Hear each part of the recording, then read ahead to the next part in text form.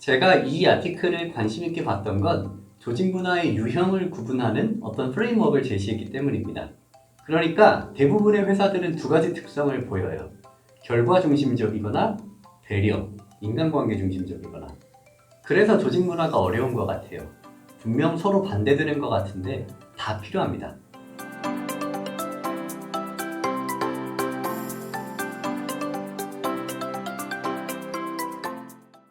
안녕하세요. 구조적으로 문제를 진단하고 해석하는 사람 장영학입니다.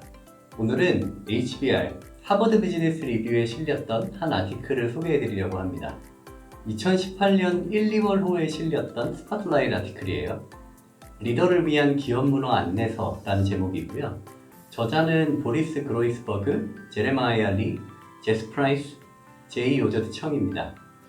제가 이 아티클을 관심 있게 봤던 건 조직 문화의 유형을 구분하는 어떤 프레임워크를 제시했기 때문입니다. 제가 퍼블리에서 수평적 조직 문화 파헤치기 리포트를 낸 지 얼마 안 돼서 이 아티클이 나왔거든요. 한창 조직 문화 관련된 이론에 관심이 많을 때라 이 아티클이 눈에 들어왔습니다. 저자들은 100여 가지 사회 모형과 행동 모형을 연구한 결과를 종합해서 문화의 특징을 파악하고 측정할 수 있는 8가지 양식을 찾았다고 합니다. 에드거 샤인, 샬롬 슈워츠, 헤이레트 호프스테더 같은 학자들의 연구를 참고했다고 하네요.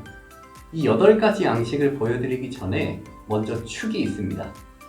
조직의 유형이나 규모, 소속업계, 지리적 특성과 관계없이 적용되는 두 가지 주요한 측면, 사람들 간의 소통 방식과 변화에 대응하는 방식입니다.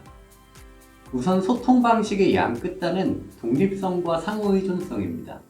자율성, 개인행동, 경쟁이 중요한지, 통합, 인간관계, 집단활동 같은 게 중요한지.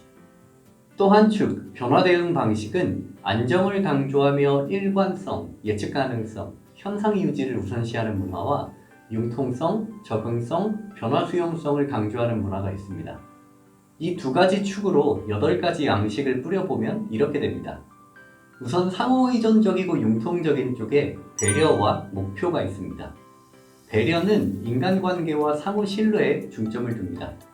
그리고 목표는 공동의 이상, 대의, 장기적인 미래와 지속 가능성을 중요시합니다. 이 목표라는 말이 성과 중심처럼 느껴지는데 원어는 purpose입니다. 목표가 아니라 목적이 더 맞는 표현 같아요.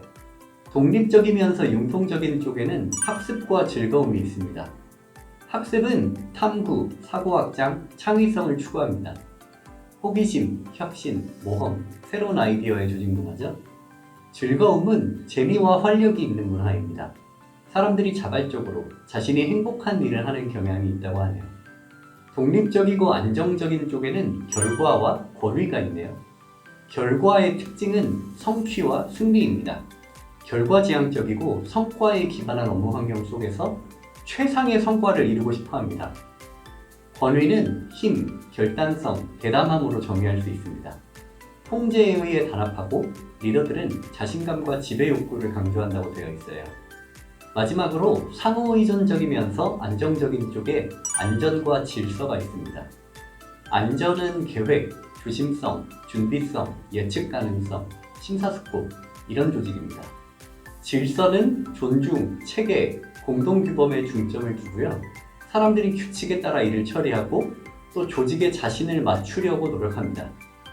어떤 조직이 이 8가지 중에 하나로 분류되는 건 아니고 서로 가까이 있는 양식, 예를 들어 안전과 질서처럼 인접해 있는 양식은 한 조직과 그 구성원들 사이에 공존하는 경우가 많고 안전과 학습처럼 서로 반대 지점에 있는 양식은 같은 조직 안에서 공존할 가능성이 적다고 하네요. 또 중요한 건 각 양식마다 장단점이 있다는 것이고 어느 하나가 다른 양식보다 본질적으로 더 낫다고 할 수는 없습니다. 조직 문화를 2개의 축으로 구분해서 유형을 나눠보려는 시도는 여러 가지가 있습니다. 대표적인 게 첫 영상에서도 다뤘던 로버트 퀸의 경쟁가치 모형이죠. 못 보셨던 분들은 여기 링크를 참조해 주시고요. 퀸의 모형에서는 가로축이 조직의 관심이 내부, 직원, 제도, 체계 이런 걸 향하고 있는지 아니면 외부, 시장, 고객, 경쟁 이런 걸 향하고 있는지였고 또 세로축이 유연하고 위임이 있는지 아니면 계획, 통제, 관리 이런 걸 중시하는지로 나눴습니다. 네, 오늘 소개해드리는 통합적 문화 프레임워크와 로버트 퀸의 경쟁가치 모형은 이 세로축이 같습니다. 저자들도 이 프레임을 만들 때 로버트 퀸의 경쟁가치 모형을 참조했다고 밝히고 있어요. 프레임 그 자체보다 더 재밌는 건 실제로 조직들을 조사해보면 어떤 양식이 더 많이 나타나는가 하는 점입니다. 어떤 게 많이 나올까요?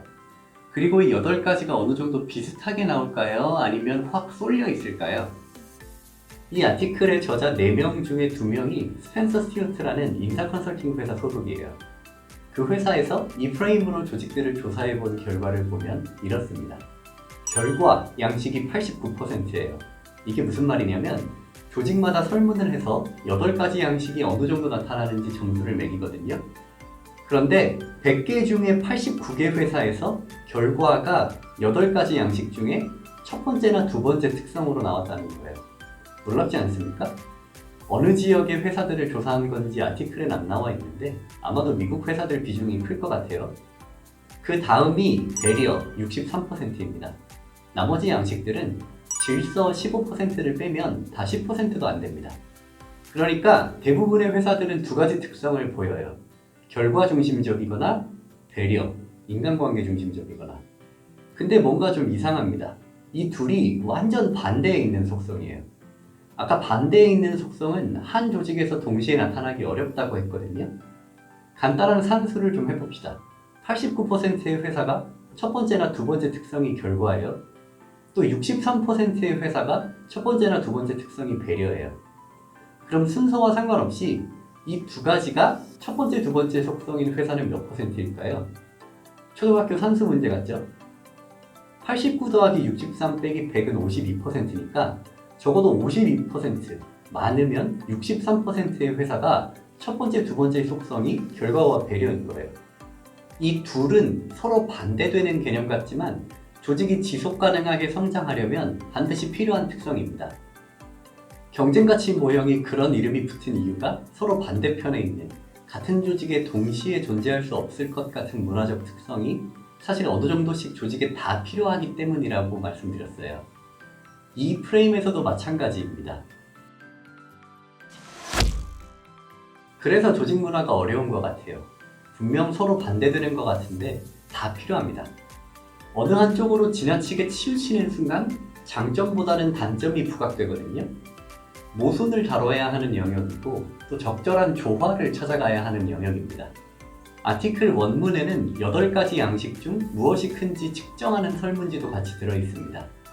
관심 있으신 분들은 아래 설명에 아티클 링크가 있으니 찾아보시면 될 것 같아요.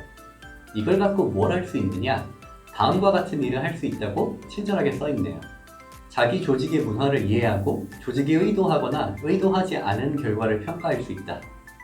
직원들이 조직 문화를 바라보는 시각이 얼마나 일관되는지 평가할 수 있다.